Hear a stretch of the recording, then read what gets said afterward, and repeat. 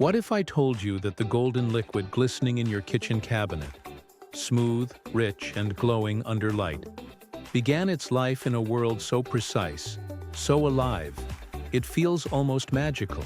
Picture this: miles away from human noise, in meadows bursting with color, millions of bees rise with the first flicker of dawn.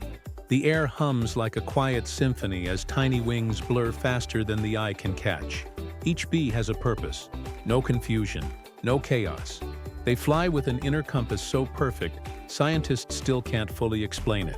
Some soar miles just to find the perfect flower. They land, sip the nectar, and tuck it away inside their bodies like living vessels.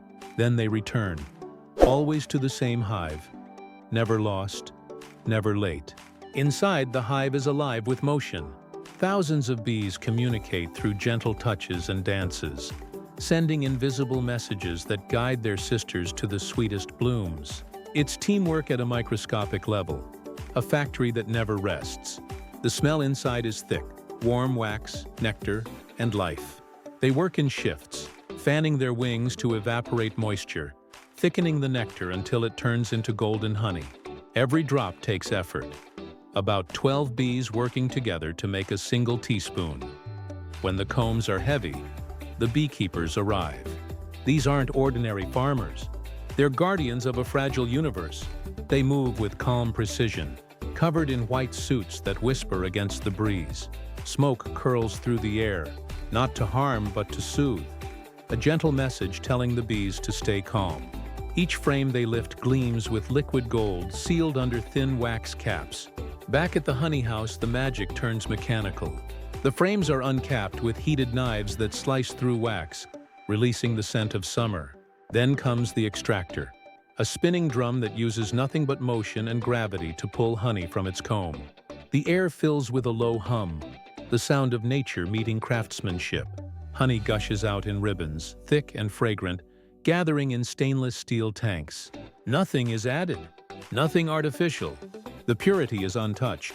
It's filtered through fine mesh to remove stray wax bits, but keeps the pollen, the essence of the fields it came from. As it rests, it clears naturally, slowly.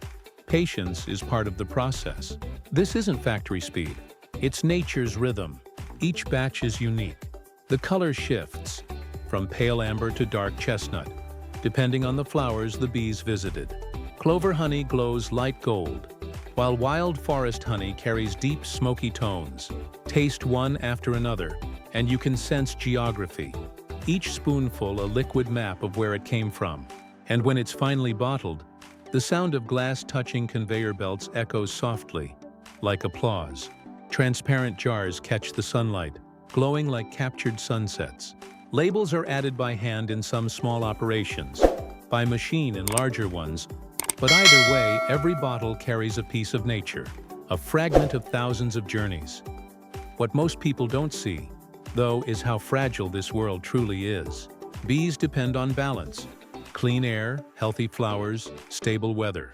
A single harsh pesticide or a cold spring can destroy entire colonies.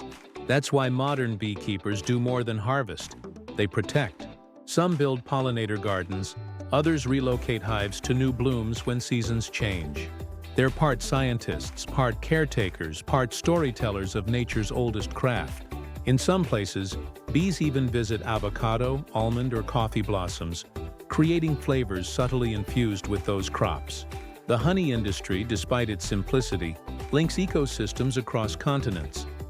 But the journey doesn't stop at bottling. Once sealed, each jar is tested for purity and moisture content. A perfect honey should have less than 18% water. Too much, and it ferments. Too little, and it hardens. Some high-end producers even track pollen signatures under microscopes to prove authenticity. In small farms, honey is often sold raw, unheated, unfiltered, alive. In industrial settings, it may be gently warmed for smoother pouring, but the best makers never exceed the natural threshold that preserves enzymes and nutrients. You can taste the difference instantly. Real honey feels alive on the tongue. Dense yet light. Sweet but complex. Think about it. Each drop you taste took millions of tiny flights. Hundreds of thousands of flowers and weeks of patient labor. It's a collaboration between insect and human, instinct and innovation. No synthetic flavor can copy the way real honey captures sunlight, wind, and soil in its taste. Even when packed in glass, it continues to change subtly over time, deepening in color, thickening as the months pass, just like aged wine. Some ancient civilizations treated honey as sacred. They used it in rituals, medicine, even tombs, believing it could preserve the soul. And they were right in a way. Archaeologists have found 3,000-year-old honey still perfectly edible, a testament to its natural perfection. In the end, this journey, from buzzing meadows to shining bottles, isn't just a process. It's poetry in motion. It's thousands of wings beating toward a single purpose, and human hands learning from that rhythm. The next time you hold that bottle and see the slow, golden swirl inside, remember, it's more than food. It's history. It's biology. It's art created by creatures that outthink machines with nothing but instinct and devotion. Every drop is a heartbeat of the earth itself, sealed in glass, waiting for you to taste the story it carries. And when that sweetness touches your tongue, don't just call it honey. Call it what it truly is.